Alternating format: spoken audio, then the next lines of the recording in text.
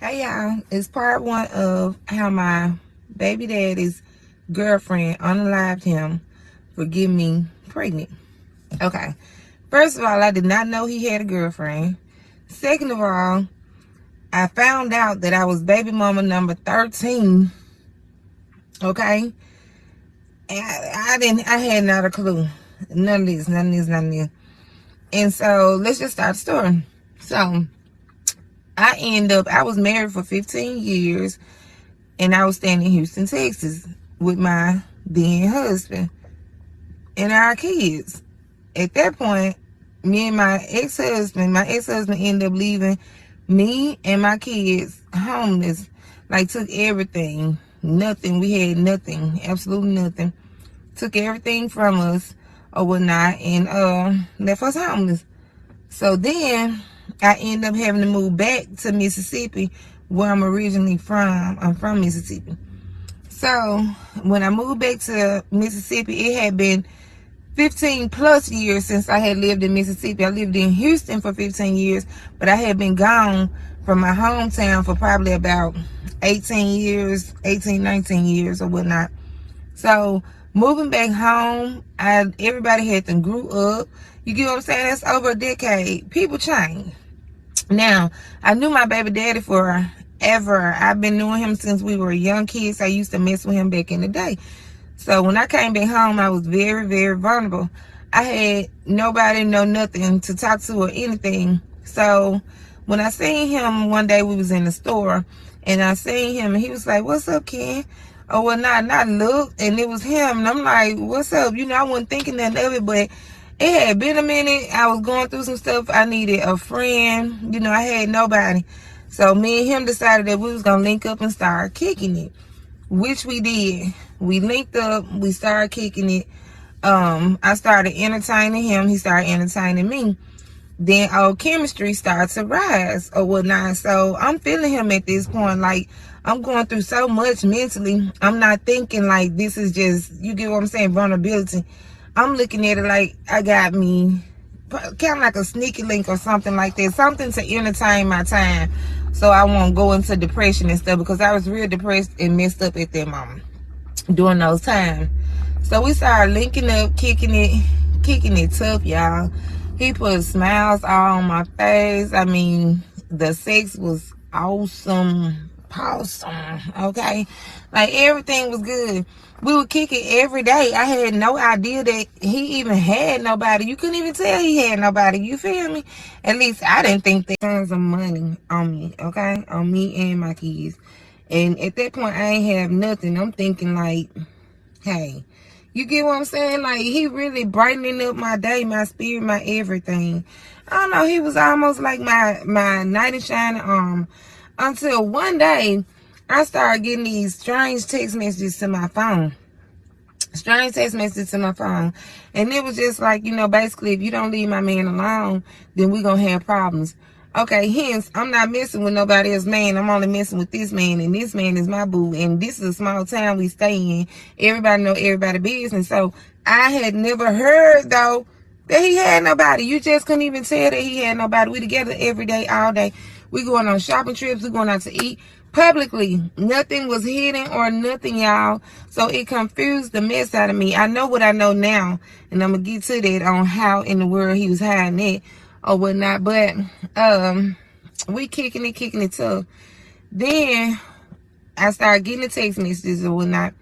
Okay, not only did I start getting the text messages, I started getting somebody riding and creeping by my auntie house, because I'm staying with my auntie at the time. Just riding and creeping. So I'm not paying anything, no attention or whatnot. I'm seeing it, but it ain't registering in my head, you know, this for me. When I told him about the text message that I was getting, he was, "Oh, Ken, I don't know who that is or whatnot. That ain't for me." He was making a joke. He was like, "You must be cheating on me. You must be cheating on me." And I was like, "I'm not cheating on you or whatnot." So we let that go. All right. That night we end up having SEX, okay? That night we end up having SEX. I say we had been screwing at this point for probably about 4 months. No, like 3 months. Then I get pregnant. So I tell him that I'm pregnant. I send him the stuff to his phone. I send him everything to his phone. So that night he ended up coming over my house or whatnot, my auntie house where I was staying. And I'll never forget it. He was like, come on, babe. Like, we finna go to my house. That was my first time actually going to his house, you know. So I'm like, okay, babe, let's go. Or whatnot. We supposed to be Netflix and chilling or whatnot. We laid up. I mean, kicking it. He got his arms around me. I'm around him. We kissing. One thing led to another. We end upstairs in the bedroom. When we get upstairs in the bedroom, I mean, he flipping me over. I'm on top. When I tell y'all I'm on top at this point, I'm talking about ride. I start hearing somebody like they coming in the door. And that scared the mess out of me because we started hearing what I did. I heard like somebody trying to open the door. It's like I heard it like they was turning it slow. You can kind of hear the creep, kind of like turning it slow. He's so into it. I'm into it too, but I catch everything. So it scared me. So when it scared me, I jumped up. You know, I'm like, hold on. You don't hear nobody opening that door or whatnot? So he, you know, he like, they like, you don't hear nothing. Like, it's just the creeps and crevices basically that I'm hearing. He's like, it's a big house, so it's quiet, and it's an older house, but it's a big house, so we thinking it's just the creeps and crevices. He never got up to look because we so deep into the sex. You feel me? So as we continue on, he flipped me over. Well, not because I'm thrown off at this point. I don't even want to keep going. I'm like, go check. You know, he get the kissing back on me. He like, nah, babe, like, calm down. It's just in your mind. Just calm down. Ain't nobody here but us or whatnot. All right. As he on top of me, he kissing me. He making me more and more relaxed or whatnot. So we getting back into it. At this point, he is on top of me. We're back into it. Next thing you know, literally at the blink, it just went so fast. I can't even fathom the thought. It went so fast. I heard a boom. That's what you heard. You heard a boom. And somebody just cut out. I'm so shocked and startled. I don't even know what. Like, he looking at me like this. That's how he was looking at me, like he was stuck. I don't even think he realized he was shot.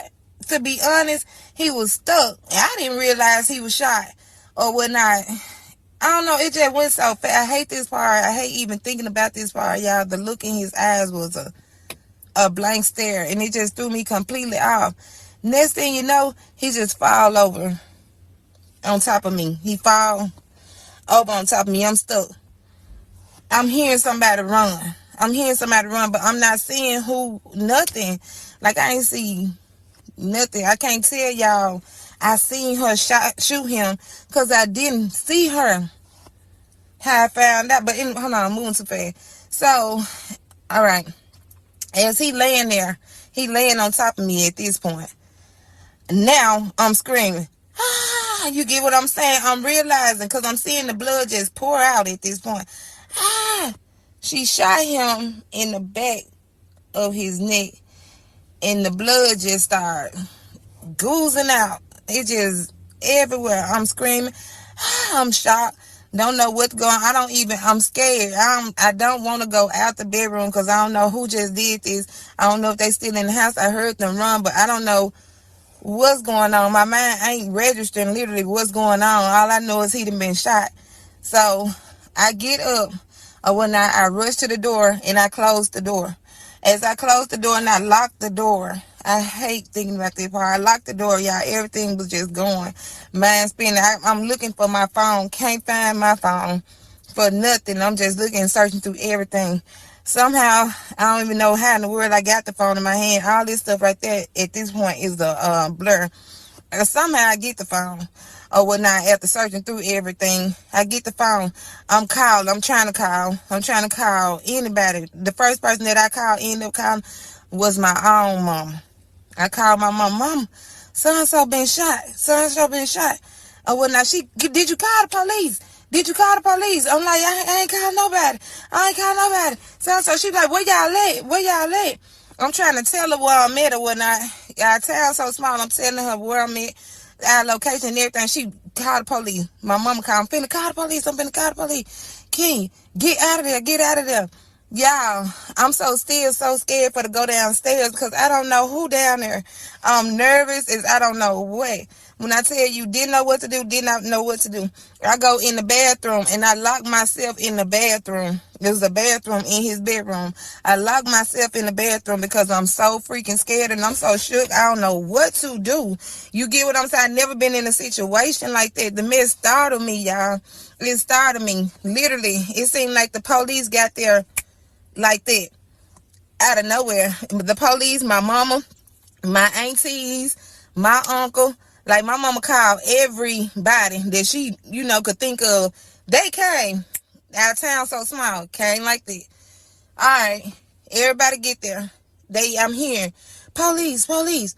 And you get what I'm saying? That's what I'm hearing. Anybody in here? Police. I'm hearing this, but I'm so scared to say something, y'all. I don't know until I heard my mama voice. My mama, Ken.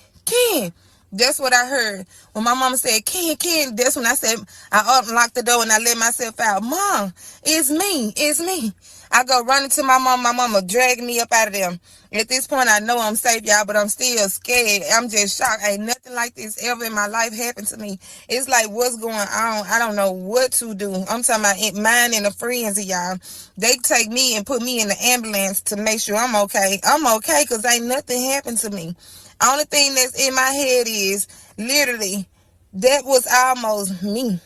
Seriously, because I was on top. You get what I'm saying? Then we reversed the roles and he ended up being on top to make me feel safe. So as they sitting there checking me or whatnot, they check me out to make sure I'm straight or whatnot. Everything good. They come outside. Literally, y'all. They come outside and they asking me, questions. Did I see who did it? Or what the person had on? I didn't see nothing. I'm telling them I didn't see nothing. To the point where they almost was feeling like, did you do it? You get what I'm saying? That's how they was making me feel. Did you do it?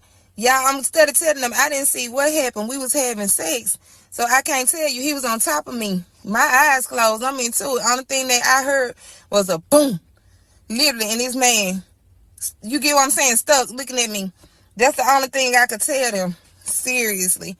So by this time, somebody notified his folks. His folks end up coming over there. As they coming over there, they screaming, they yelling. Because by this time, they done pronounced him dead. We seen the coroner pull up to pronounce him deceased. And that's what it scared the mess out of me. So as they pronounced him deceased, his family looking at me, asking me questions. Who was in the house? Who I was in the house? I can't tell them who was in the house because I don't know. When nobody in the house to my knowledge but me and him. I have no idea, and I basically can't even tell you at this point. I'm thrown off. Y'all asking me all these questions like I know. I'm so thrown off. Then somehow we end up leaving. They let me leave. My mom was like, we're going to continue this on tomorrow. Y'all, it's so hot out here, and I got my windows up. But we're going to continue this on tomorrow or whatnot. She need to calm down. Y'all, his folks started texting my phone, all kind of threatening messages, trying to make it seem like I did the stuff, and I know for a fact I didn't do it. Okay, they started sending me threatening messages like I had did something. I know for a fact I didn't do anything. Only thing I was doing basically was laid up with this man. I don't have a clue who did what. The next day, the police asked, can I come back down to the station? Can I come down to the station so they can ask me some questions? I couldn't sleep at all that night. Like, my mama, my whole family basically was around me the whole night. They didn't literally let me out their sight, basically. So I'm still up. I hadn't been asleep or nothing. I get down to the police station to answer more questions. They questioning me. At that point, we found out it was another death that happened that night. It was another death that happened that night. And it ended up being his girlfriend there. How we found that out, oh shit, my bad. How we found that out was, hold on, make this the last part and try to wrap this up because this is just one situation that I hate reliving, but I need to do it. It's so sensitive. And on top of that, her family has reached out to me with a cease and desist, so I got to be very, very careful about what I say in this part. But and I didn't expect my videos to blast off like this. So I honest to God am not trying to bash anybody. I will say this a million times. I'm just trying to tell my story. It helps with my therapy. Because I am so sorry.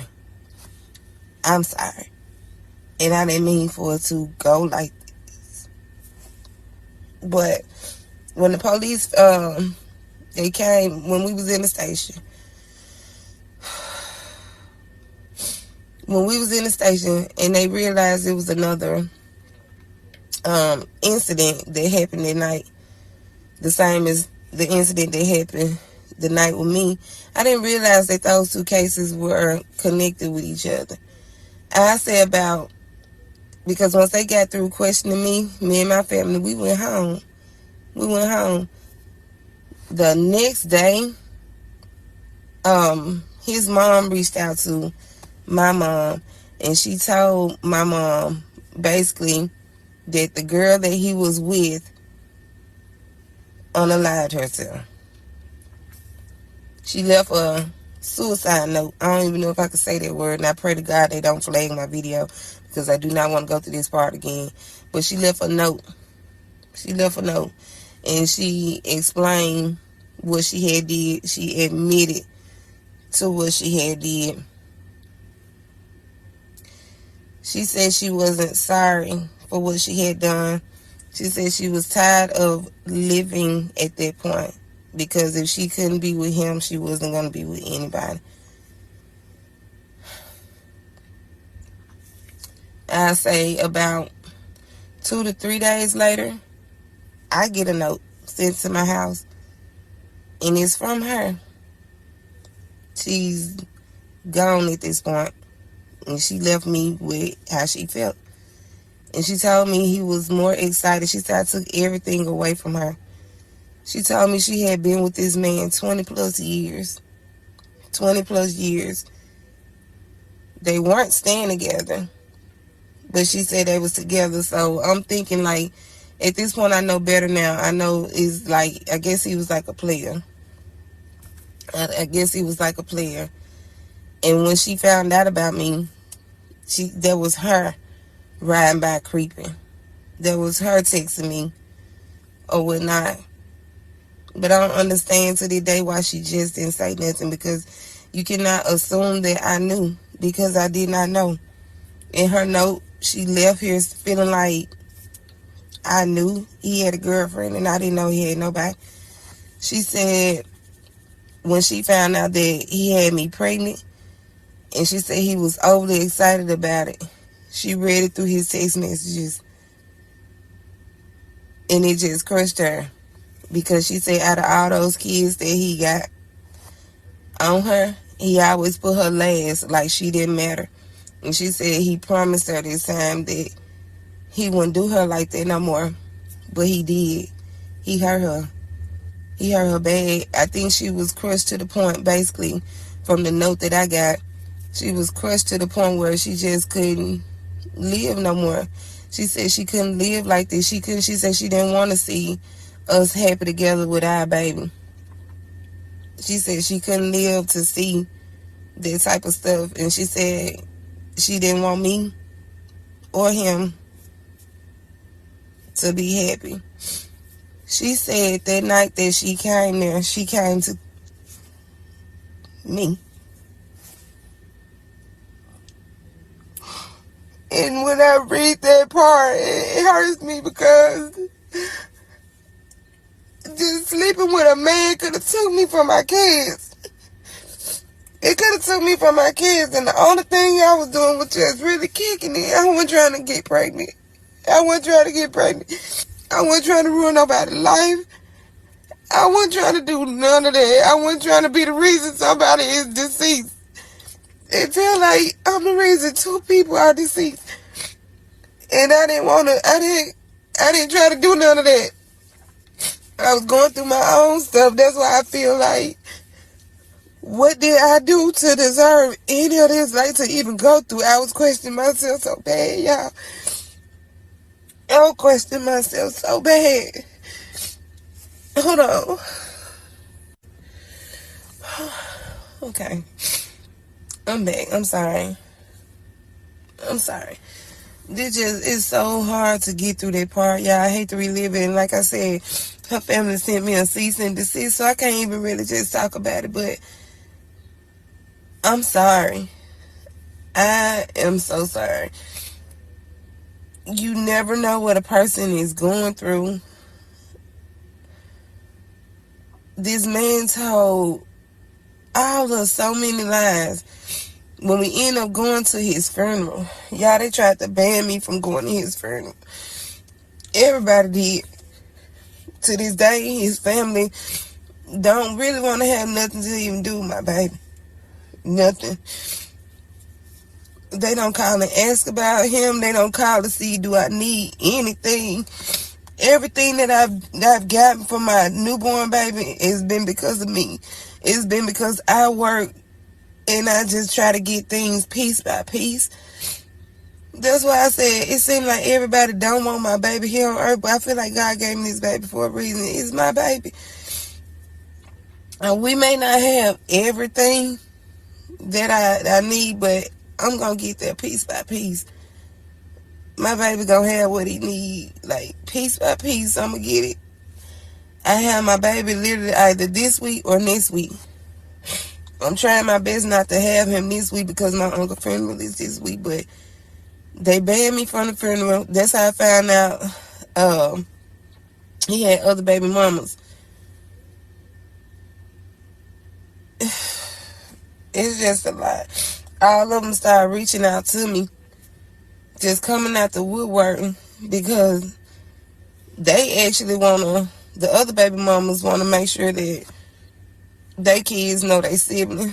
It's some that don't, and it's some that do.